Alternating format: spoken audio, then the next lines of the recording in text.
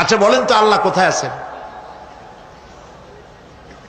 এটি একটি মুশকিলের প্রশ্ন।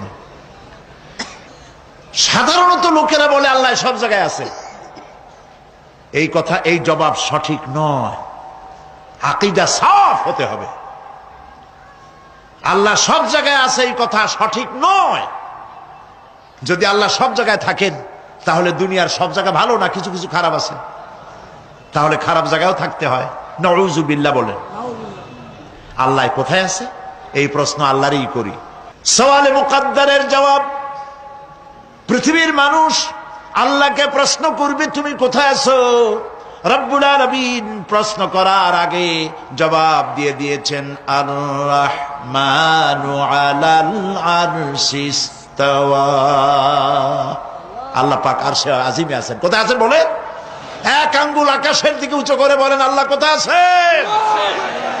আরশে আজিমে আছেন। সুবহানাল্লাহ।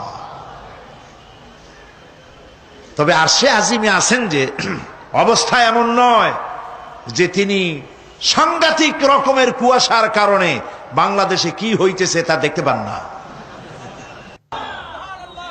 সে আল্লাহ রাব্বুল আলামিন সব কথা পরিষ্কার করে বলেছেন, আমি তোমার ঘাড়ের কাছে।